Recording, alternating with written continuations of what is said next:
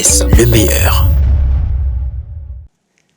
Yalelo et bandi Kinshasa pe Congo Brazzaville. Merci na confiance pe fidélité au bozali coupé sabiso magazine caméra témoin mikolonyo so.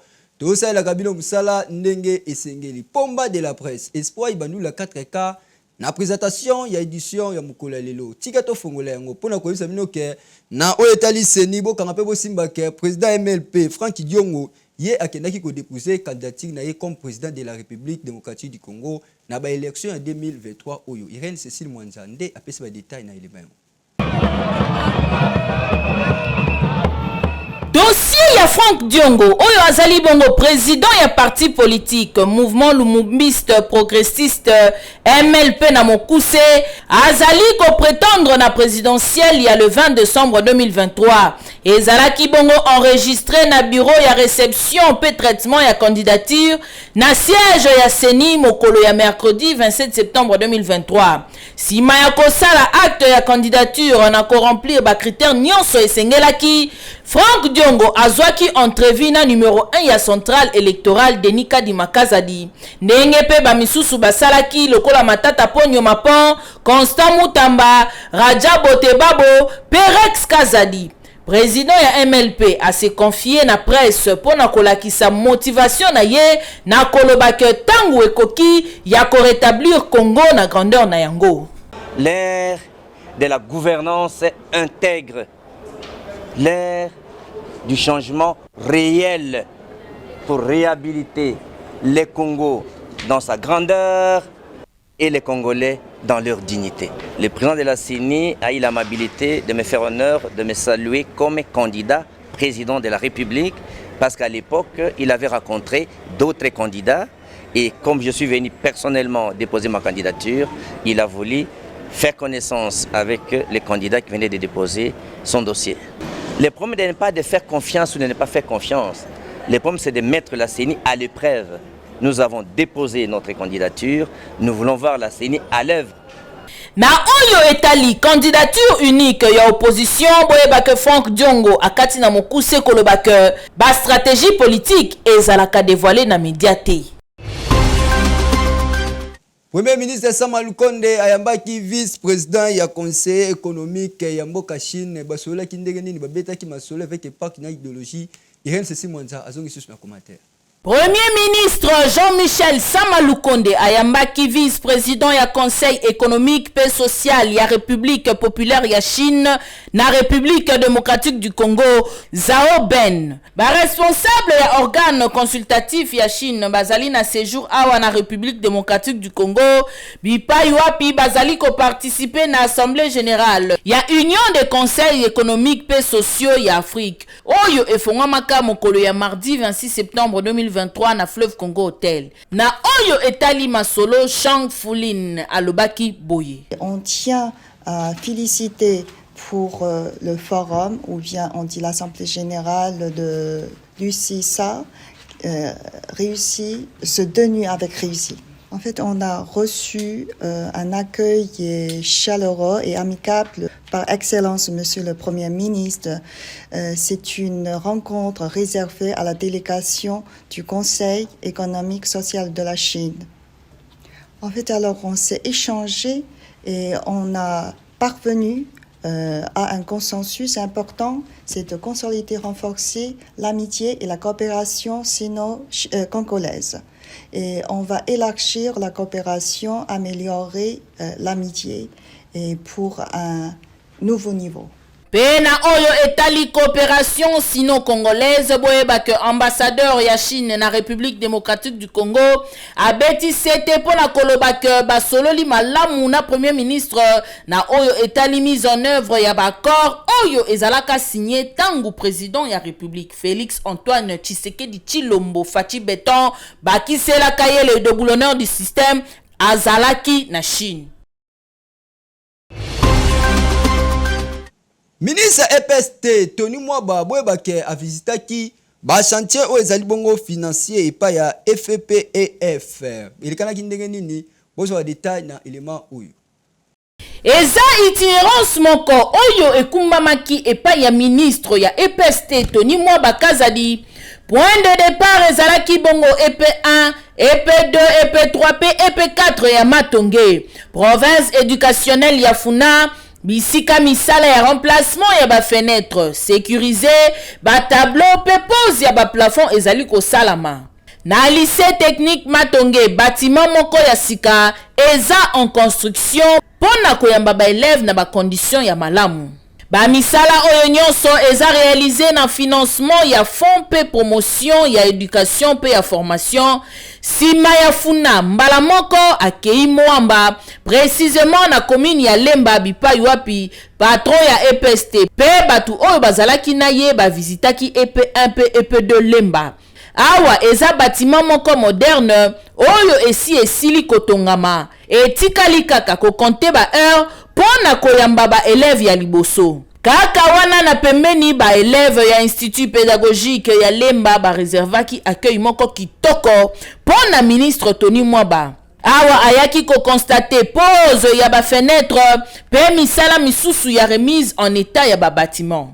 École Maman Sifa na quartier Kinkole na commune ya Ntele province éducationnelle ya Plateau nde ezalaki étape ya suka ya itinérance oyo. Awa kaka ndenge asalaki bisika nyonso alekaki misala yango ezali kosala makitoko avec impact na idéologie. Asepelaki makasi pe alobaki boy. Avant l'intervention du programme de 145 territoires qui prévoit la construction des écoles, au moins 8 écoles par territoire, nous avions déjà d'autres projets en cours. Et c'est dans le cadre de ce projet-là, financé aussi par le gouvernement, que ces écoles officielles sont en train d'être réhabilitées. Pour les 145 territoires, nous attendons que les agences nous donnent la liste de toutes les écoles qui ont été déjà construites ou réhabilitées, qui sont prêtes pour la réception. Et au niveau du ministère, nous allons organiser la réception de toutes ces écoles-là en un seul jour. Pona Julie Chilombo, oyo azali bongo directrice intérimaire ya FPF, misala oyo ezali kolakisa volonté ya kosala na motema mobimba. Godin Poyi asispandaki ba député provincial yango hôtel de ville ezongisi na nzela bolanda popo oyo. En tant qu'organe délibérant, en tant qu'assemblée provinciale, pour faire partir un membre du gouvernement, il y a une procédure.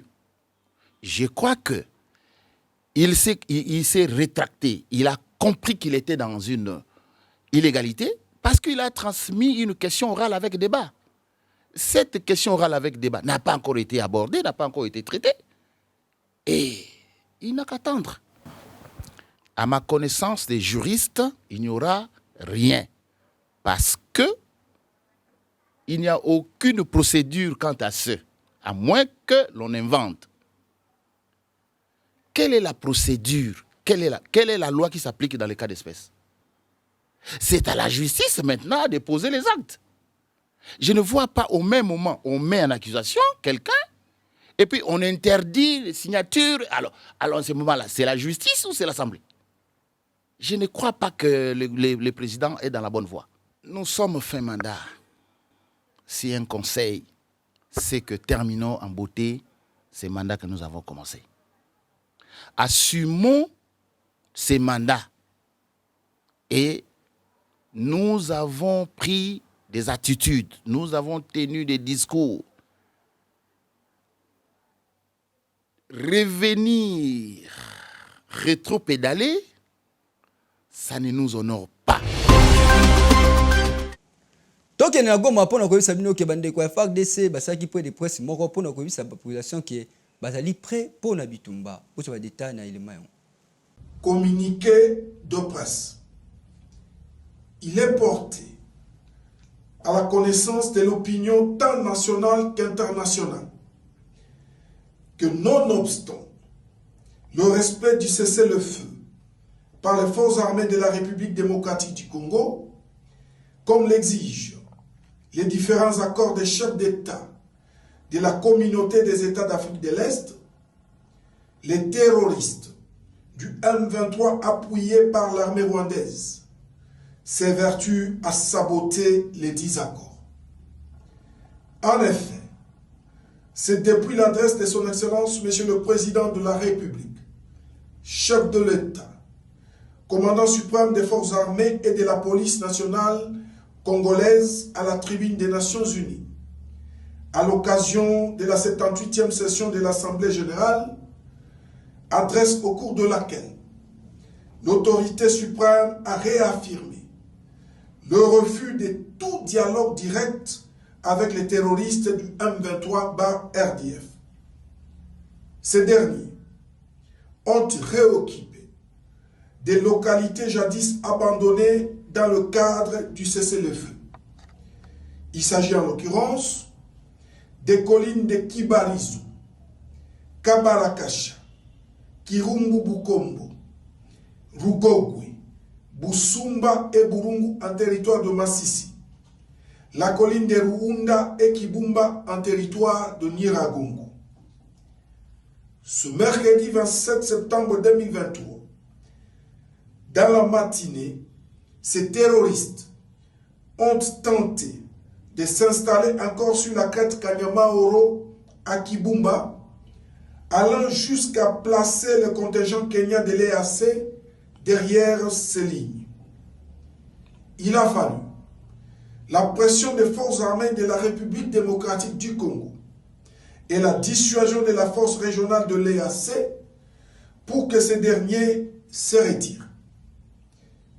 De ce fait, les forces armées de la République démocratique du Congo considèrent cet acte comme une énième provocation et appellent la communauté nationale et internationale, la communauté des États d'Afrique de l'Est, le mécanisme conjoint de vérification élargi, ainsi que le mécanisme ad hoc de vérification, de tirer toutes les conséquences irrélatives.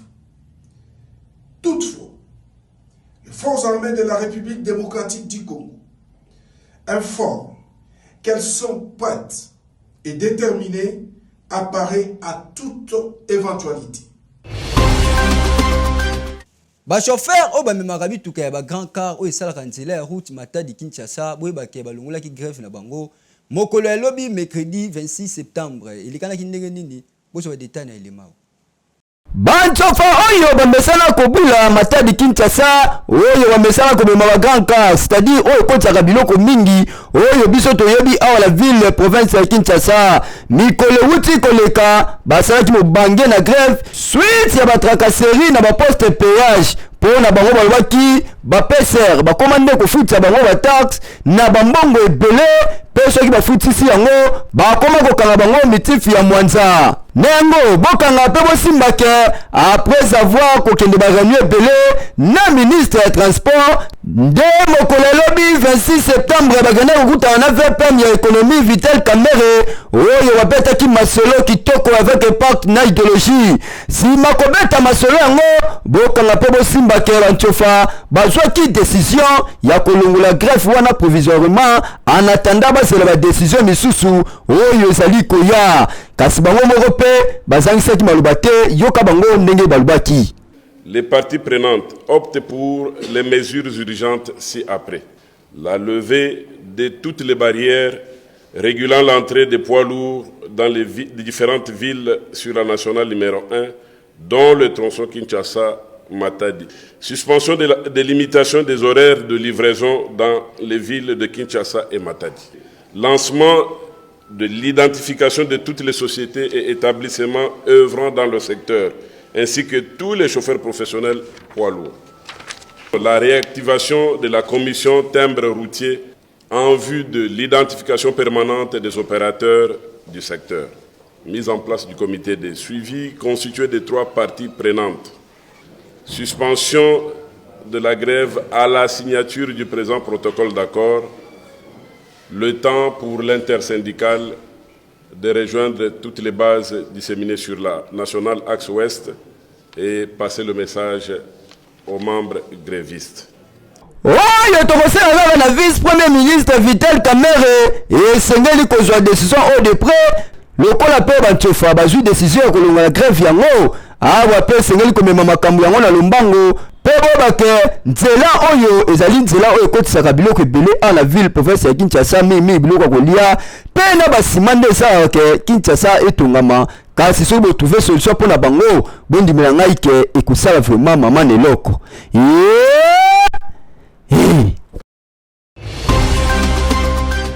bakuluna na commune ya Kimbantseke basali sabotage moko ekamusi batu BG Manda azalaki wana pe apesi ba détail na lima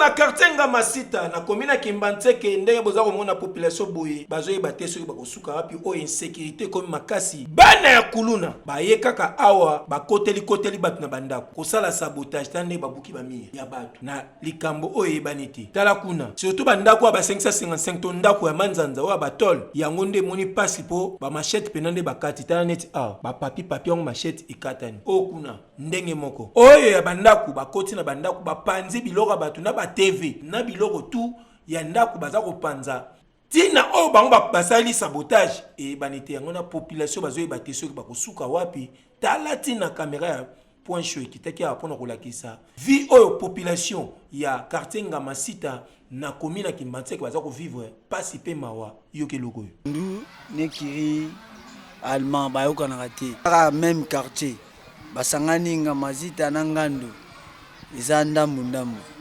bayoka na te a frontière na bango bayaki bakoti awa bapoudrier bazwi biloko nyonso ya ndako bakenango bana pe bayosa déclaration ezosimbaka te a leta ndazwa solution feli ndeko na biso mobali oyo nga na landa ya aleki nga na landi ye yaya soda moko logique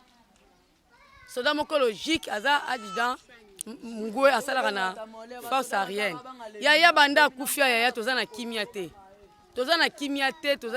te yaya koto bakulu na baya yo moko ozomona kobuka bandako kopanza nayebisi yo moye te na mikondo na veni na direction ya neyo donc moye te papa mabanga ko bato nyonso bakimi biso na ndako tozolala kaka biso moko mekomi grand frère somo ya soda kufa awa tomoni ta bana ngama nzako kuna basangani na quelque aveni a ngama nzako ngama principe na basangani bae awa désordre on dit ko ça donc on dit ça ba tapage ko buka bandaku ba sabotage tala yo moni ba clôture eza okweya donc na matanga ko moya to la les insulter to la appel sur na matanga te donc ko zoki ça donc toza na insécurité makasi biso ku esa maki mardi mercredi na jeudi na vendredi ti samedi donc semaine on nyonso to la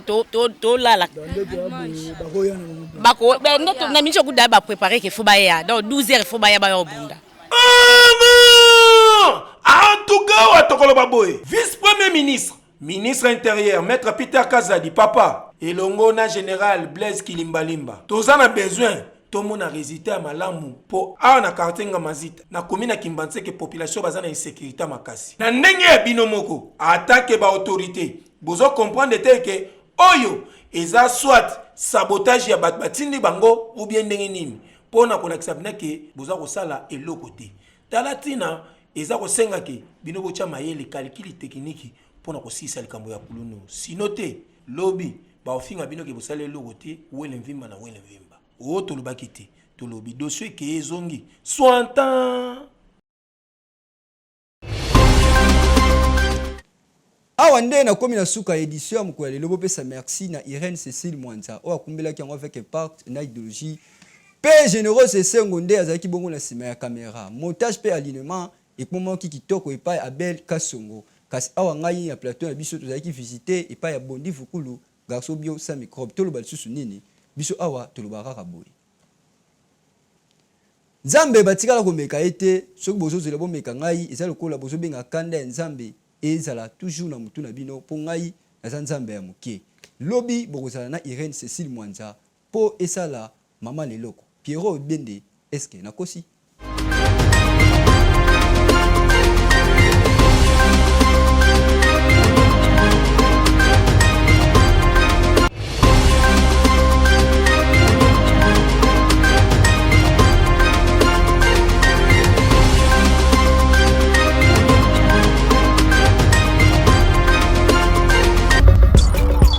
GIS, le meilleur.